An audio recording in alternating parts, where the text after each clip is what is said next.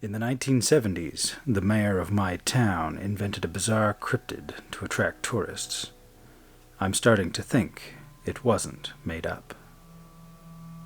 You've probably heard of Bigfoot, Mothman, and the like. Those are the ones who attract all the cryptid chasers. What you haven't heard of, I bet, is the Bighorn Grove pine crawler. Most people haven't heard of Bighorn Grove at all, so that'll tell you just how successful it was at reeling people in. I mean, Mothman is a neat idea. Big, red eyes, huge wings, all that cool stuff. And Bigfoot is a big ol' ape. That's a lot of fun. The pine crawler, he isn't that. The sightings describe him as having shaggy hair covering its head and torso, like a bearded collie dog of some sort, but its limbs are hairless, scrawny, and twice the average man's height, with claws big enough to wrap around trees, and a membrane between the limbs, like what you might find on a flying squirrel. You see blurry pictures of Bigfoot walking by a tree, or Mothman flying through the air. You wouldn't get that with the pine crawler. According to the stories, he used his freakishly long limbs to climb around the treetops and grab at its prey. But since our boy is nocturnal, and he lurks at the tops of trees, nobody ever got any pictures of him. Imagine that. A cryptid without even a blurry image. Now that's just poor.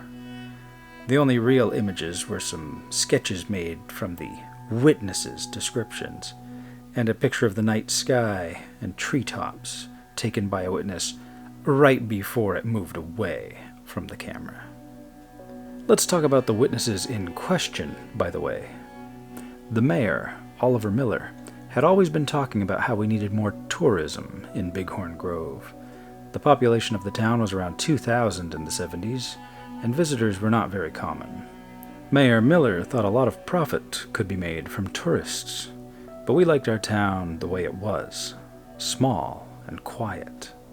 His attempts to attract tourists were known to us, however, so when his very own son, Michael, as well as his college-aged friends, witnessed the pine crawler for the first time in 1971, everyone chalked it up to good old Mayor Miller seeking visitors.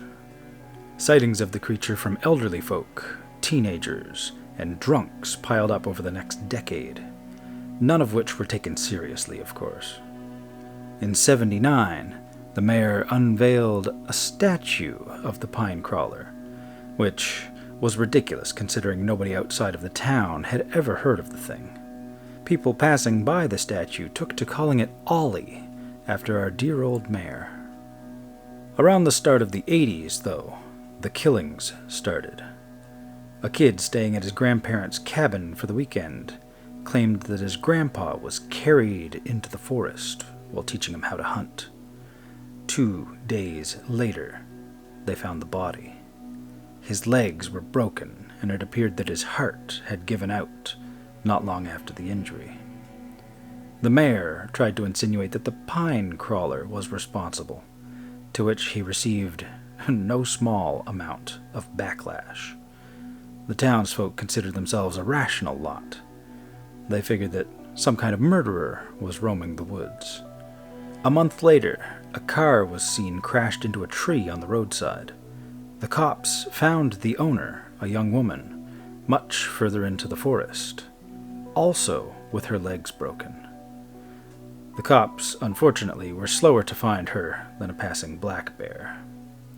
When a man went missing whilst on a camping trip 3 weeks after that, a massive search party went out into the forest that night. He was found with broken legs and his head caved in on a rock. He, however, was found outside a cabin belonging to one George Anderson. George was a Vietnam veteran, and he'd always been a bit colder after coming home, but the few that were close to him would have never suspected him of doing something like this. But the chief of police, unfortunately, was the nephew of the old man that had been killed, And the mayor probably saw catching a killer as a way to get back in the people's good graces. And George had at most 4 friends, so they pinned the deaths on him, and he went to jail for the rest of his days. There weren't many sightings of the pine crawler after that. Rumors were only passed around through story. I remember some guys I knew tried to make a short film about it when they were in college. They got about 50 views on YouTube, so they took it down.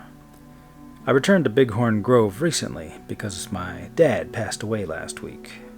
He got mauled by a bear whilst on a hunting trip. No real way to sugarcoat it. I take a small amount of comfort in the fact that he always joked that's how he'd want to go out. Still, what a way to go. After the funeral today, Jack invited me to come drink with him. Jack went through Vietnam with my father, and he'd always been like an uncle to me. We shared stories about him and laughed, while his granddaughter, Sarah, rolled her eyes at us. A bear, of all things. I sighed. "Listen, kid," Jack said slowly. "Kid? I'm 36, I laughed. "No, really, kid, you gotta listen to this. I don't think a bear killed your pops." "What do you mean?" I asked. "Oh, he's gonna show you his conspiracy theories," Sarah teased. "Shush now," he snapped. "This is serious." He began to lead me downstairs to his basement. When the light flicked on, I was met with a wall with dozens of pictures pinned on it. Looking at them, I realized they were pictures of a creature in the trees that fit the description of the pine crawler. These weren't blurry either. These looked to be taken with a real high-quality camera. "It's real, kid," Jack said. How long have you been collecting these, Jack?" I asked him. "Your father and I started gathering proof since George got locked up. We wanted to prove that the pine crawler did this, not him." "You're saying that it killed all those people in the 80s? Why did it stop?" I asked. The old man thought that instead of driving to town for some food, he'd teach his grandson to hunt.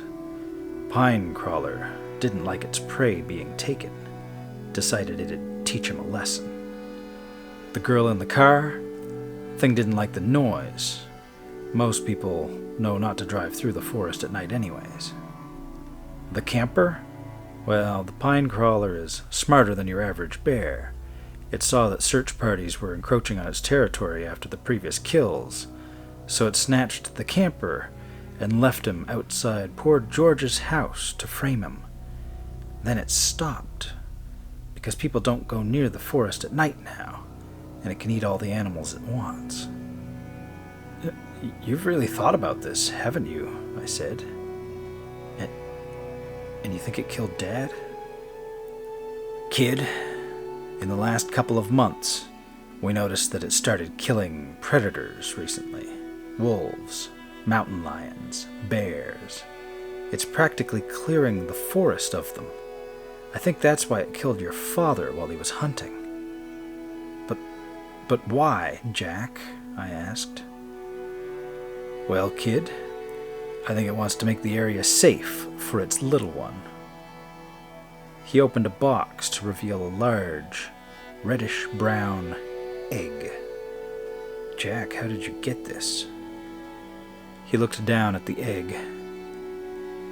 "I saw it in a tree this morning. I took a shot at the branch, and it fell down. Thing barely got scratched, so I brought it back." As if to demonstrate its durability, he slammed down on it hard with his fist, to no effect. "I'm gonna figure out a way to destroy this egg, so we don't have to be dealing with a pine crawler junior," Jack stated. "Now, I'm gonna go to bed.